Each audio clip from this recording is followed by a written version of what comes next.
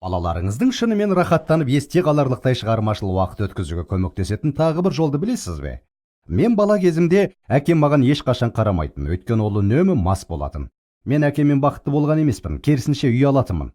Ал менің өз балаларым туылғанда, мен өзімнен былай деп сұрадым. Менің әкеммен бірге үнемі істегім келген, бірақ ешқашан істемегенде енді өз балаларыммен істей алам. Мен балаларымның есінде мәңгілікке қалатындай не істей алам? Көріп отырсыз ба, шығармашыл тәсілдеме күш жігер салуды талап етеді. Мысалы, біз құтқарылу мейрамында Пасо Роблсқа бардық. Біздің сенбі күніміз толықтай бос еді. Сол жерде басқа да қонақтар ересек адамдар болды. Менің 1, 2, 3 балам, және сол жерде басқа тағы 3 бала болды. Бұрын мен әкеммен ішіне су толтырылған шарлармен атысып ойнағым келетін, бірақ ол беймаза ондайды ешқашан істемес еді. Мен: балалар, су толтырылған шарлармен атысып ойнағыларың келе ме деп сұрадым. Олар: иә әке деді. Сөйтіп біз аулаға бардық. Ойлап қараңызшы, осындайды өз балаларыңызбен ұйымдастыруды. Олар жасы шамамен 6 мен 9-дың арасындағы балалар. Мен ұзын бақша құбыр шегін алдым да, оны жерге айналдыра үлкен шеңбер жасап қойдым. Бірінші біз қалаға шар сатып алуға бардық. Сонда ғана мен ішіне су толтырып ойнауға арналған арнайы шарлардың барын білдім. Ал сіз білдіңіз бе? Сөйтіп біз шарлардың ішіне су толтырып, ауыздарын байлап тастадық. Бізде шамамен 150 не 200 су толтырылған шар болды. Шарларды алма салатын себетке салып алдық. 6 бала, менің 3 балам, плюс олардың 3 досы бақша құбыршегінің сыртына айнала жайғасты. Мен ортада тұрдым да: маған тиген әр шар үшін 25 цент аласыңдар.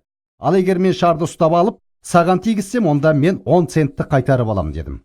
Айта кететін бір жайт, арада 35-40 минут өткеннен кейін барлық ересектер аулаға шығып, шайқасты қызықтап, қарқылдап күліп жатты. Балаларым сондай жақсы көңіл көтерді. Менің үсті басым шылқылдаған су болды. Айта кетер бір жайт, мен аздап шығындандым, бірақ ойын расында керемет болды. Мен су толтырылған шарларды қағып алуды үйрендім. Оларды былай емес, міне былай қағып алу керек екен. Ал сосын балаларыма қарай ата жөнелдім. Сіз білесіз бе, менің балаларым әліге дейін сол күн туралы айтады. Ойын аяқталғаннан кейін 6 баланың барлығы маған жүгіріп келді де үстіме секіре кетті. Біз біраз уақыт шөптің үстінде домалап жаттық. Менің балаларым үшін сол күн ешқашан ұмытылмас естелік болды. Міне тағы бір мысал. Ол мағынасыз көрінуі мүмкін.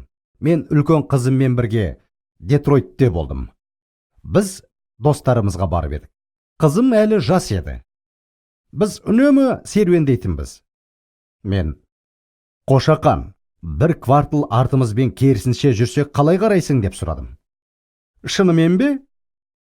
Мен: иә, керісінше жүріп көрейік. Ешкім олай...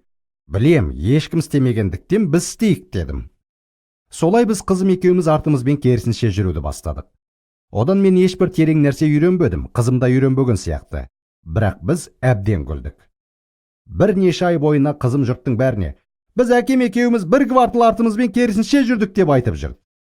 Менің айтқым келіп отырғаны: шығармашыл болыңыздар, сонда балаларыңызға қатты ықпал келтіретін боласыздар.